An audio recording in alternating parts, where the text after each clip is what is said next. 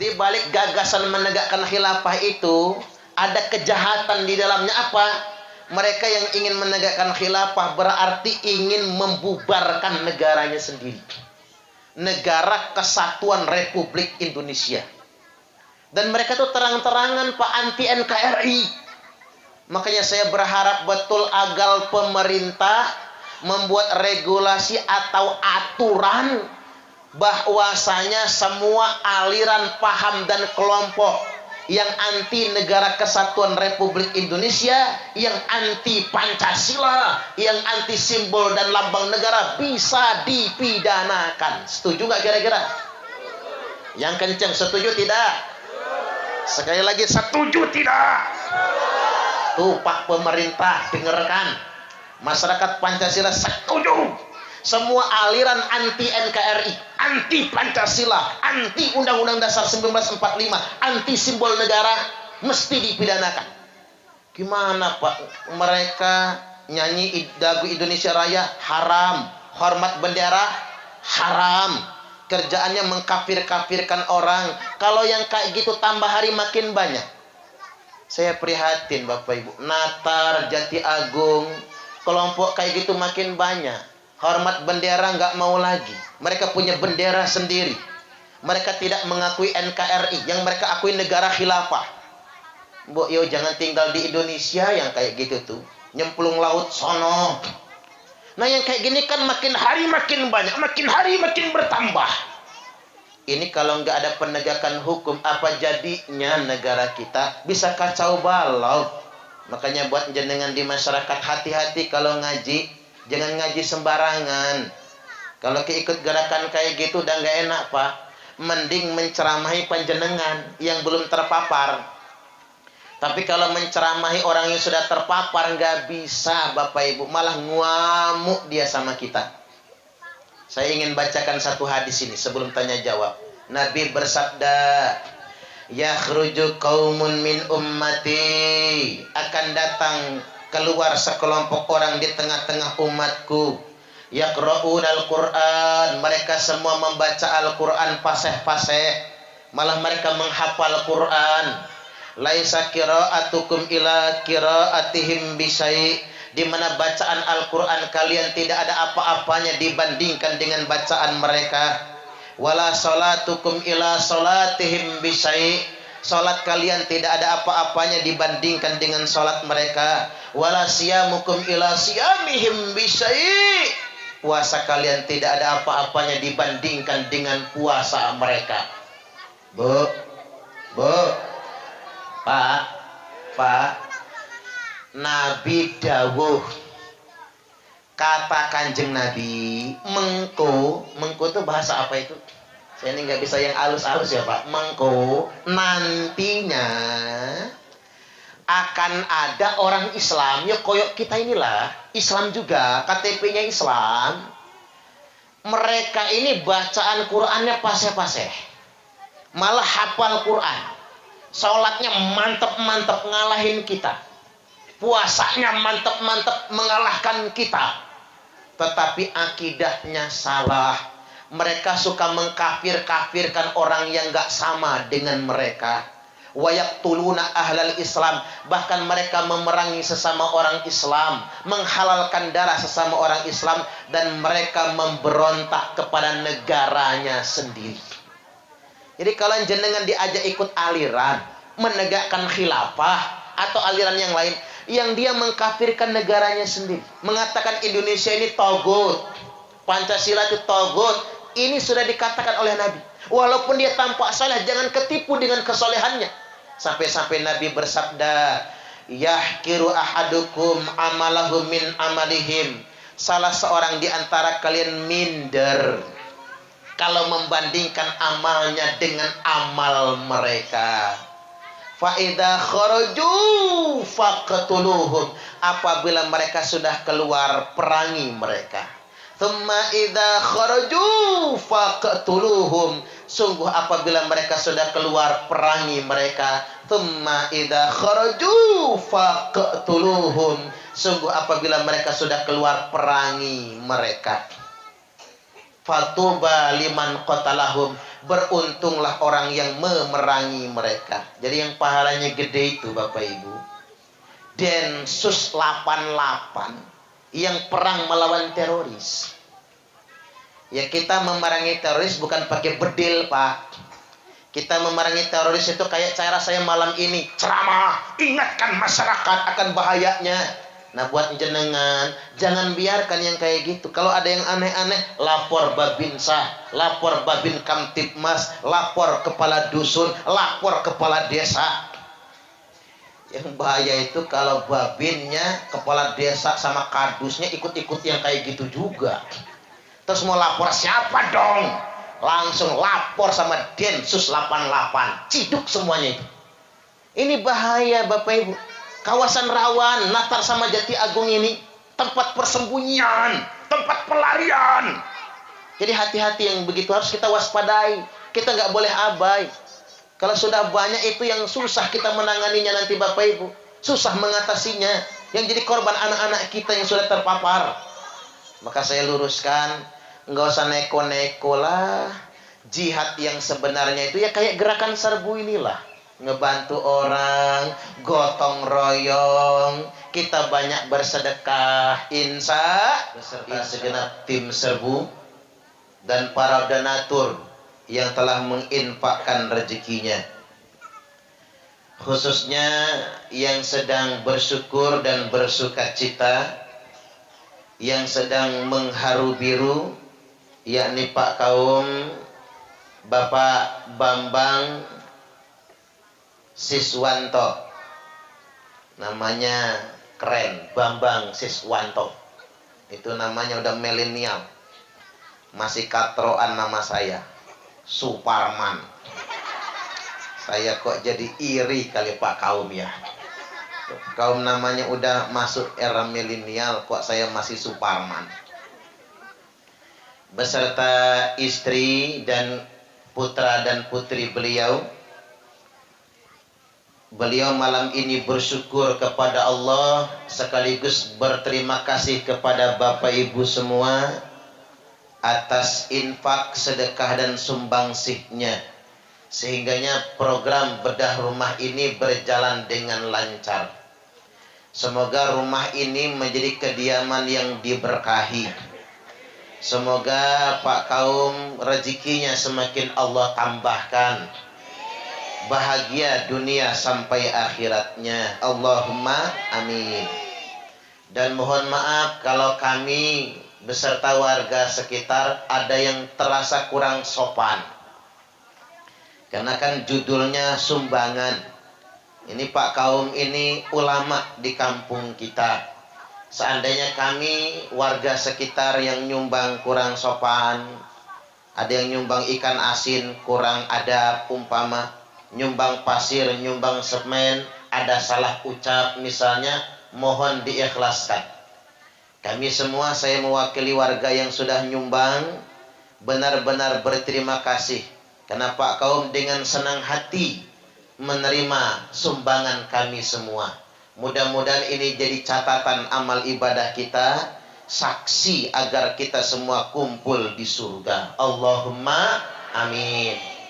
Nanti di surga, ini dusun berapa ini? Dusun 4. Nanti di surga ada spanduk yang bertuliskan warga dusun 4 Pancasila. Nanti kita semua kumpul di sana. Yang nungguin di bawah spanduk Pak Kaum nantinya. Mudah-mudahan kita semua dikumpulkan di surganya Allah Ta'ala. Allahumma amin. Selanjutnya hadirin wal hadirat, bapak-bapak, ibu-ibu, pripun kabari? Saya alhamdulillah. Pada kesempatan kali ini kita syukuran bedah rumah. Ini saya diberikan tempat duduk, tapi saya ceramahnya berdiri. Biar nyamain banser lah. Kasihan saya duduk kok bansernya cagak ya, berdiri. Ini maksudnya biar saya ceramahnya gak usah lama-lama Pak. Ma'asyiral hadirin Bapak Ibu, inilah jihad yang sesungguhnya. Gerakan sedekah 1000 sehari Coba kita berhitung. Judulnya sehari 1000. Dengan sedekah sehari 1000, kita bisa membedah rumah. Untuk kawasan kita saja Pancasila, Rurung Raya dan Muara Putih sudah sampai 9 rumah. Tambah lagi kawasan-kawasan yang lainnya hanya dengan uang Rp1.000. Nah, ini jihad yang konkret. Ini jihad yang sebenarnya. Banyak orang salah paham. Jihad kok ngebom. Jihad kok melawan pemerintah. Jihad kok merusak negaranya sendiri. Itu bukan jihad, tapi jahat. Setuju apa setuju? Gini apa nggih? Itu jahat, bukan jihad yang sesungguhnya. Ini Ali wajahnya masuk YouTube, kelihatan gantengnya. Ini bintang iklannya lah pokoknya. Bapak Ibu hadirin wal hadirat rahimakumullah, ini jihad yang sebenarnya. Jangan salah kaprah. Jihad yang sesungguhnya bukan membunuh orang, bukan menyakiti orang lain, bukan menumpahkan darah. Makanya pulang dari perang Badar maksud saya. Nabi sallallahu alaihi wasallam bersabda, "Raja'na minal jihadil asghar ilal jihadil akbar." Kita semua pulang dari jihad yang kecil menuju jihad yang besar. Ya sahabat heran Bapak Ibu, perang Badar kan perang besar. Ya Rasul, apa sih jihad yang besar? Jihad yang besar itu kata Nabi jihadun nafs, jihad melawan hawa nafsu. Jadi kalau ada orang berjihad ngajak kita musuhan, itu hawa nafsu bukan jihad. Kalau ada orang berjihad ingin melawan negara, jadi teroris, khawarij, itu bukan jihad tapi hawa nafsu. Nah, ini penting bagi kita semua. Jihad yang sebenarnya bukan menumpahkan darah, tapi jihad yang sebenarnya mengendalikan hawa nafsu. Ini jihad yang sebenarnya. Makanya ulama menyampaikan, Gus Yusuf menyampaikan, jihad di zaman modern bukan mati di jalan Allah, tapi jihad di zaman modern ini adalah hidup di jalan Allah. Cocok apa cocok? Mari kita hidupkan amalan, kita bantu sesama. Tak balik lagi. Jadi kalau panjenengan pengen tahu Bapak Ibu, jihad yang sebenarnya itu ya begini, kita nolong sesama. Walaupun dengan uang 1000. Ini jihad yang sebenarnya. Makanya berbahagialah kita kalau bisa bersedekah. Berbahagialah orang yang berbagi, dikarenakan Allah mengijabah doa orang-orang yang lemah melalui uluran tangannya. Walaupun sekedar Rp1.000. Bu, mau nggak jadi orang dermawan? Mau rajin sedekah? Kalau pengen banyak sedekah, jadi orang yang dermawan, tangan di atas lebih baik daripada tangan di bawah. Tak ingetin, satu, jangan banyak cicilan. Setuju gak kira-kira? Yang pelit-pelit itu yang banyak cicilan. Orang kota ngapa pelit padahal sugih? Karena rumahnya nyicil, mobil nyicil, motor nyicil, kulkas nyicil, seragam pengajian nyicil. Ini kuning hijaunya udah lunas belum, Bu? Oh, sudahlah. Orang banyak cicilan jadi pelit karena yang dipikir cicilan bukan sedekah. Maka mari kita bersedekah, kurangi hutang. Karena kalau kata dokter yang di Jawa Timur, penyebab penyakit bukan makanan, maka jangan terlalu banyak pantangan. Monggo Pak, kacangnya dimakan itu. Jangan takut asam urat. Penyebab penyakit bukan makanan, maka jangan terlalu banyak pantangan. Tapi penyebab penyakit itu pikiran. Dan pikiran yang paling membebani adalah cicilan. Ya Pak ya? Maka kurangi cicilan. Baik Bapak Ibu hadirin wal hadirat rahimakumullah, jihad kita sekarang adalah bersedekah. Saya urutin dikit-dikit ini. 4 program yang tadi disampaikan Ustadz Gatot. 1, program konsumtif. bantuan makan minum dan biaya berobat. Coba kita perhatikan Bapak Ibu. Di Natar Candi Mas itu ada jalan Pendowo namanya. Pendowo masuk mentok di ledeng irigasi Pak. Ada mbah namanya Mbah Suwarti. Umurnya 98 tahun. Badannya tinggal kulit sama tulang. Tapi nggak mati-mati. Tinggal kulit sama tulang. Di sana Pak, anaknya nggak mau ngurus. Ada anak lanang yang ngurus tapi duda. Tapi sibuk cari kerja, cari uang, cari nafkah. Ibunya tinggal di sana. Masa tua diabaikan sedemikian rupa. Nah, Gerakan Serbu rutin ngasih bantuan ke sana. Nggak bisa bangun lagi. Bantuan biaya berobat, konsumsi, dan lain sebagainya. Makanya buat para anak, saya ingatkan. Selama masih ada orang tua, jangan abaikan. Perlakukan orang tuamu seperti raja. Maka rezekimu pun akan seperti rezeki para raja.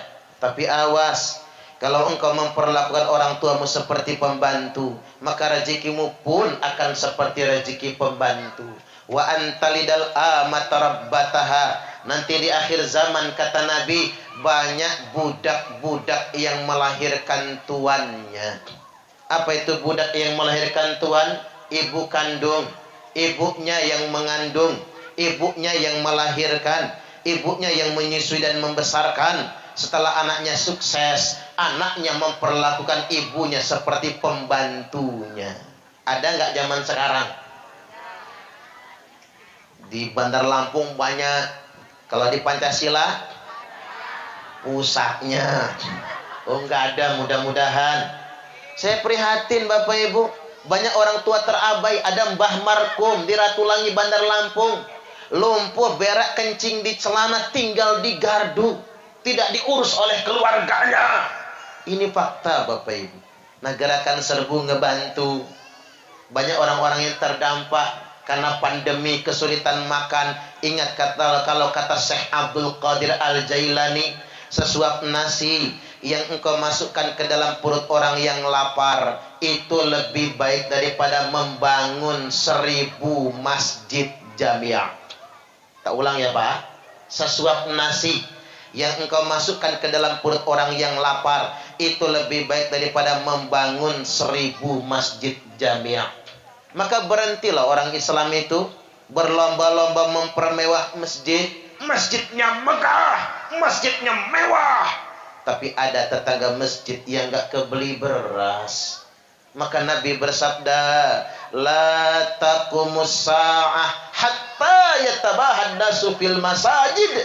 Tidak akan terjadi hari kiamat sehingganya manusia berlomba-lomba mempermewah masjid. Maka jihad yang sebenarnya yang konkret begini. Kalau bisa tetangga masjid kita bantu semua. Masjidnya makmur, masyarakatnya juga makmur. Allahumma amin. Konsumtif. Termasuk bantuan biaya berobat Pak. Kemarin saja di Rulung Raya ada yang hamil beresiko operasi. Anaknya Mbah Kalinem yang rumahnya dibedah juga di Rulung Raya. Nggak punya biaya untuk berobat, bidan nggak sanggup menangani, bawa ke rumah sakit Abdul Muluk, yang bawa kalau nggak salah Mas Dena ya, pakai mobilnya yang Terawano waktu itu kalau nggak salah. Artinya Bapak Ibu rahimakumullah, itu yang konkret, itu jihad yang sesungguhnya. Kita membantu orang yang membutuhkannya. 1, 2, program Gerakan Serbu ini program produktif, modal usaha. Jenengan mau dapat modal? Mau dapat modal? Ya maulah ya Bu ya. Cuman rata-rata payahnya begini Pak. Begitu kita modalin buat dagang, belum nyampe sebulan bangkrut. Karena suruh dagang Pak, seminggu nggak laku, mutung, nggak mau dagang lagi. Nah ini payahnya, kurang istiqomahnya. Kemudian yang berikutnya ada program kualitatif. Apa itu program kualitatif? Yakni kita membantu anak-anak mondok, bantu anak-anak sekolah, biaya pendidikan termasuk biaya sekolah. Itu pahalanya gede banget Bapak Ibu. Bantu anak yang lagi mondok. Nggak usah bantu lah, jenengan punya anak yang lagi nyantri nih, lagi mondok. Berapapun biaya yang dikeluarkan untuk menafkahi biaya pendidikan tersebut, pahalanya gede banget. Bitis'i mi'ati alfit, dilipat gandakan sampai 900.000 kali lipat. Ini bayaran sahri ya, buat anaknya mondok bulanan itu loh Pak. Jenengan keluarkan untuk anaknya menuntut ilmu, pahalanya dilipat gandakan 900.000 kali lipat. Bu, makanya jangan pelit kalau buat anak mondok, pahalanya gede banget. Termasuk buat anak-anak ngaji. Saya tadi salut ngeliat anak-anak ajib joget lagu India. Baru datang sudah joget lagu India. Ngajinya pintar-pintar, selawatannya juga pintar-pintar. Nah, jenengan sedekah nih buat anak-anak yang ngaji, buat guru ngaji, pahalanya dilipat gandakan sampai 900.000 kali lipat. Karena zaman sekarang ini begini Pak, artis dibayar mahal, tapi malah kadang-kadang kelakuannya nggak baik, malah merusak moral bangsa. Guru dibayar murah, tapi dituntut memperbaiki moral bangsa. Apalagi guru ngaji tambah murah. Gila benggih. Nang Pancasila SPP ngaji pinten Bu? Hah? Nggak ada? Gratis? Pelit. Ini ketahuan pelit. Mana Ustaz Arisnya mana sih tadi? Masya Allah, mas, pantasan beliau begitu jadinya ya. Kita kok suka yang gratis-gratis Bapak Ibu. Coba jenengan berhitung, jenengan ngudut nih, ngudut ya. Di murah-murah ngudut itu sehari 10.000. Kalikan 30 hari ya 300.000. Kalau ngudut saja 300.000 sebulan, Bu Yahudi samakan. Buat ngudut 300.000, buat SPP anak ngaji 300.000. Setuju apa setuju? Pelan-pelan jawabnya. Setuju apa setuju? Ya setuju, geh. Nggak usah banyak-banyak Ustaz Aris muridnya. Kalau 300.000, 20 orang saja. 20 kali 300.000, 6 juta. Langsung bulan depan Ustaz Aris kredit Agia. Keren. Guru ngaji bawaannya Agia. Ada bapak-bapak ngacung, Ustadz, saya kan tidak ngudut. Nah, apalagi nggak ngudut, Pak. Membayarnya double 600.000. Kali 20 santri, 20 murid, maka 12 juta. Ustadz Aris nggak jadi kredit Agia, langsung ngambil Innova. Pan keren. Enggak, saya ini ngajak jenengan berhitung. Jangan pelit-pelit amat sih jadi manusia itu. Coba kita belajar untuk berhitung, Bapak Ibu. Itu sedekah. Itu kepedulian kita buat anak kita ngaji. Coba nang Bandar Lampung, mohon maaf Pak, kursus matematika bimbel Bapak Ibu satu paket 6 juta. Ada yang satu paket 10 juta. Bimbel Pak. Kursus bahasa Inggris sebulan 500.000. Kursus musik satu bulan 2 juta. Sekolah nang Bandar Lampung, apalagi sekolah-sekolah swasta, telat membayar SPP, begitu semesteran pakai daring, diblokir, nggak bisa ikut ulangan. Tuh bayangkan, kalau ngaji mah santai, walaupun kadang-kadang guru ngaji beras udah habis, bininya aja monyong aja. Jangan jenengan kira loh Pak, bini guru ngaji solehah semua, banyak juga yang judes. Enggak tahu bininya Ustaz Aris ya. Enggak ya, solehah ya. Subhanallah. Kan ada yang judas. Beras enggak punya, ngeliat tetangga punya apa-apa. Kok kita enggak punya apa-apa? Sempat kepikiran yang sedemikian rupa. Makanya kalau buat anak ngaji, buat pendidikan Bapak Ibu, jangan pernah hitung-hitung, rezekinya dari Allah. Gila benggik. Walaupun kalau memang enggak mampu, dari gerakan serbu kita bantu. Kuliahnya kita bantu. Banyak yang kita bantu sekuliahnya Pak, mondoknya. Nah, rumah tahfiz binaan kita yang di Karanganyar, semua santrinya mondoknya gratis. Enggak bayar. Ngajinya gratis. Makan minum gratis. Sehari makan 4 kali. Makanya anak-anak santri kita gemuk-gemuk.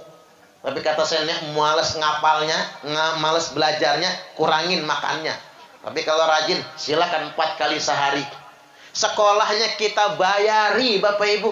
Tetap kalau memang nggak mampu ya nggak apa-apa. Nah ini kita lagi bangun pondok pesantren di desa Pajar Baru Pak, yang dekat dengan kecamatan Natar sama Raja Basa ya. Itu mudah-mudahan nantinya santrinya juga dari desa Pancasila. Kalau memang nggak mampu, yang penting nyantri nantinya, kita akan biayai pakai gerakan serbu. Tapi kalau mampu ya nyetor. Ya juga nggak maksa juga. Artinya Bapak Ibu, itulah fungsinya bersedekah. Ini jihad yang sebenarnya.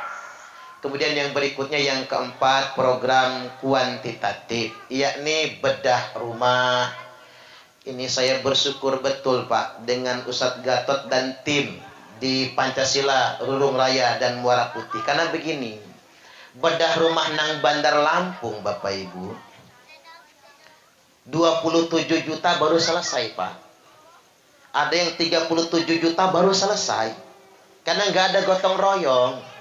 Tukangnya mahal-mahal lagi. Cuman kalau di sini luar biasa. Cuman pancingan di awal dulu. Rurung Raya. 1 dusun 3 rumah. 16 juta, 16 juta, 16 juta. 48 juta. Cuman itu yang saya ngasih utuh Pak. Cuman itu saja. Setelah itu subhanallah. Dengan uang 500.000 jadi rumah. Kadang-kadang saya cuma ngasih 1 juta, jadi rumah. Subhanallah. Daerah lain cemburu semua Bapak Ibu. Kata saya, bukan saya yang jadiin rumahnya, masyarakat sekitar. Ada yang nyumbang pasir, ada yang nyumbang bataknya, ada yang nyumbang semennya. Nah ini jihad yang sebenarnya. Allah catat ini Bapak Ibu sebagai sedekah jariah kita semua. Allahumma amin. Itulah hebatnya kita Pak, gotong royong. Jadi rumah Pak Kaum, ada yang nyumbang kapnya, ada yang nyumbang asbesnya. Saya sempat ngomong sama Ustadz Gatot, kalau ada kurangnya telepon saya. Kok nggak nelpon-nelpon ya? Apa malu sama saya? Karena saya terlalu banyak yang ditangani, mungkin malu izin, mungkin Ustadz Gatotnya untuk ngomong kurangnya. Tapi ini dari kita untuk kita Pak. Ini bukan program pemerintah, bukan. Kita nggak pernah minta sama pemerintah. Ini juga bukan program politik, tidak ada sangkut pautnya dengan politik. Pilkades sudah selesai, gitu Bung G. Jadi jangan mentang-mentang di tim serbu ada Mas Dani, jenengan nggak mau nyumbang. Wong aku nggak milih Mas Dani kok, misalnya. Ini nggak ada hubungannya sama politik. Ini sedekah murni dari kita untuk kita. Nanti habis dari sini sudah ada tim dari Dusun Purwodadi, Rurung Raya. Tadi yang rombongan di dalam. Habis dari rumah Pak Kaum, kita akan bedah di Purwodadi. Bahkan insya Allah 2 rumah. Rumah guru ngaji sama rumah lansia yang akan dibedah di sana. Nanti ada solawatan Pak, Bu. Uang salawatannya, mohon ikhlasnya, mohon ridhonya, berapapun dapatnya akan dibawa ke Purwodadi. Nanti di sana juga diambil salawatannya, dibawa ke sini. Nanti saya kumpulkan yang kaya-kaya di Bandar Lampung. Berapapun dapatnya tak serahkan ke sini. Pokoknya kalau bisa ya Pak, mohon dukungannya ini, Gerakan Serbu Natar, Ustadz Gatot dan timnya. Kalau bisa jangan pernah berhenti kita bedah rumah. Insya Allah. Dari kita untuk kita. Yang belum kebagian jangan iri, jangan ngambek. Ya kita bareng-bareng saja. Karena ini bukan program pemerintah, ya dari kita untuk kita. Bareng-bareng kita saling tolong-menolong satu sama lainnya. Kita wujudkan Pancasila Desa Bahagia. Rurung Raya desa bahagia, Muara Putih desa bahagia. Ciri desa bahagia adalah yang suka berbagi satu sama lainnya. Insya Allah. Satu lagi nih, masa panjang-panjang. Karena tadi sudah disiapkan pecel lele Pak di dalam. Jadi saya kok jadi lapar rasanya gitu. Bapak Ibu hadirin wal hadirat rahimakumullah. Saya masuk ke jihad lagi tadi. Zaman sekarang hati-hati ya Pak. Banyak orang jihadnya salah. Densus 88 sudah melakukan penangkapan. Lembaga Amil Zakat Abdurrahman bin Auf mengatasnamakan Lembaga Amil Zakat Rumah Tahfiz, kotak amal, kotak infak, nggalang dana dari masyarakat tapi untuk pendanaan terorisme yang sudah ditangkap oleh Densus 88. Hati-hati, karena saya khawatir yang kayak gitu masuk ke Pancasila. Orang berjihad tapi jihadnya salah. Berjihad memperjuangkan agama tapi bertentangan dengan ajaran agama. Contoh, jihad menegakkan khilafah. Halo, dengerin ya. Ada yang jihad ingin menegakkan khilafah, padahal itu bertentangan sama agama. Loh, ngapa bertentangan sama agama? Karena khilafah itu tidak ada perintahnya. Tidak ada perintahnya dalam Al-Quran dan Sunnah menegakkan khilafah. Nggak ada. Makanya jangan sampai jenengan ketipu, ikut-ikutan yang macam begitu. Coba tanya yang ngajak khilafah itu. Tunjukkan perintahnya dalam Al-Quran. Tunjukkan perintahnya dalam hadis. Di balik gagasan ingin menegakkan khilafah itu, Pak, di dalamnya apa ini? Om tanya jawab toh. Nanti tanya jawabnya. Di balik gagasan menegakkan khilafah itu ada kejahatan di dalamnya. Apa? Mereka yang ingin menegakkan khilafah berarti ingin membubarkan negaranya sendiri. Negara Kesatuan Republik Indonesia. Dan mereka tuh terang-terangan Pak anti NKRI. Makanya saya berharap betul agar pemerintah membuat regulasi atau aturan bahwasanya semua aliran paham dan kelompok yang anti negara Kesatuan Republik Indonesia, yang anti Pancasila, yang anti simbol dan lambang negara bisa dipidanakan. Setuju nggak kira-kira? Yang kencang setuju tidak? Sekali lagi setuju tidak? Tuh Pak pemerintah dengarkan. Masyarakat Pancasila setuju. Semua aliran anti NKRI, anti Pancasila, anti Undang-Undang Dasar 1945, anti simbol negara mesti dipidanakan. Gimana Pak? Mereka nyanyi lagu Indonesia Raya haram, hormat bendera haram, kerjaannya mengkafir-kafirkan orang. Kalau yang kayak gitu tambah hari makin banyak. Saya prihatin Bapak Ibu. Natar, Jati Agung, kelompok kayak gitu makin banyak. Hormat bendera nggak mau lagi. Mereka punya bendera sendiri. Mereka tidak mengakui NKRI. Yang mereka akui negara khilafah. Mbok yo jangan tinggal di Indonesia yang kayak gitu tuh. Nyemplung laut sono. Nah yang kayak gini kan makin hari makin banyak. Makin hari makin bertambah. Ini kalau nggak ada penegakan hukum, apa jadinya negara kita? Bisa kacau balau. Makanya buat jenengan di masyarakat hati-hati kalau ngaji. Jangan ngaji sembarangan. Kalau keikut gerakan kayak gitu udah nggak enak Pak. Mending menceramahi panjenengan yang belum terpapar. Tapi kalau menceramahi orang yang sudah terpapar nggak bisa Bapak Ibu. Malah ngamuk dia sama kita. Saya ingin bacakan satu hadis ini sebelum tanya jawab. Nabi bersabda, yakhruju qaumun min ummati, akan datang keluar sekelompok orang di tengah-tengah umatku, yaqra'unal Qur'an, mereka semua membaca Al-Qur'an fasih-fasih, malah mereka menghafal Qur'an. Laisa qira'atukum ila qira'atihim bisai, di mana bacaan Al-Qur'an kalian tidak ada apa-apanya dibandingkan dengan bacaan mereka. Wala salatukum ila salatihim bisai, salat kalian tidak ada apa-apanya dibandingkan dengan salat mereka. Wala siyamukum ila siyamihim bisai, puasa kalian tidak ada apa-apanya dibandingkan dengan puasa mereka. Bu, Pak, Nabi dawuh, kata Kanjeng Nabi, mengko itu bahasa apa itu? Saya ini nggak bisa yang halus-halus ya Pak. Mengko nantinya akan ada orang Islam, ya koyok kita inilah, Islam juga, KTP-nya Islam. Mereka ini bacaan Qur'annya paseh-paseh. malah hafal Quran, sholatnya mantep-mantep ngalahin kita, puasanya mantep-mantep mengalahkan kita, tetapi akidahnya salah. Mereka suka mengkafir-kafirkan orang yang gak sama dengan mereka.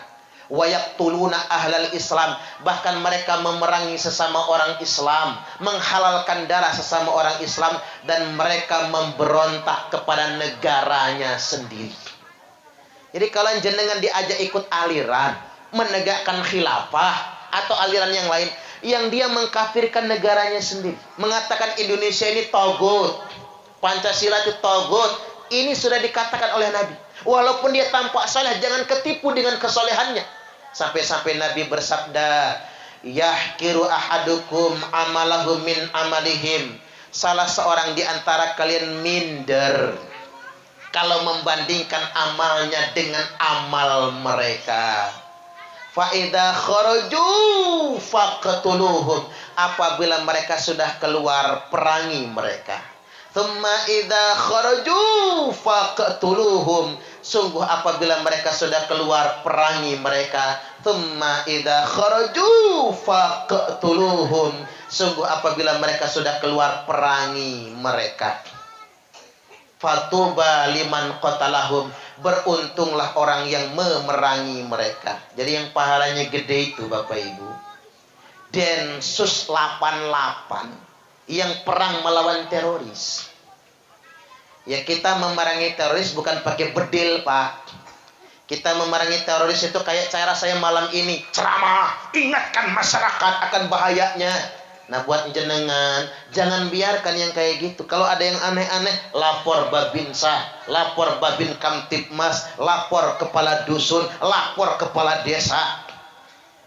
Yang bahaya itu kalau babinnya, kepala desa sama kadusnya ikut-ikut yang kayak gitu juga. Terus mau lapor siapa dong? Langsung lapor sama Densus 88. Ciduk semuanya itu. Ini bahaya Bapak Ibu. Kawasan rawan, Natar sama Jati Agung ini tempat persembunyian, tempat pelarian. Jadi hati-hati yang begitu harus kita waspadai. Kita nggak boleh abai. Kalau sudah banyak itu yang susah kita menanganinya nanti Bapak Ibu. Susah mengatasinya. Yang jadi korban anak-anak kita yang sudah terpapar. Maka saya luruskan, nggak usah neko-neko lah. Jihad yang sebenarnya itu ya kayak gerakan serbu inilah. Ngebantu orang, gotong royong. Kita banyak bersedekah. Insya Allah. Bu. Kalau penjenengan pengen masuk surga, nggak usah repot-repot menegakkan khilafah. Jenengan kalau pengen masuk surga, cukup taat manut kali bojone masuk surga. Jihad itu, jenengan ini sama suami taat nggak? Taat tidak? Kok ragu-ragu menjawabnya ya?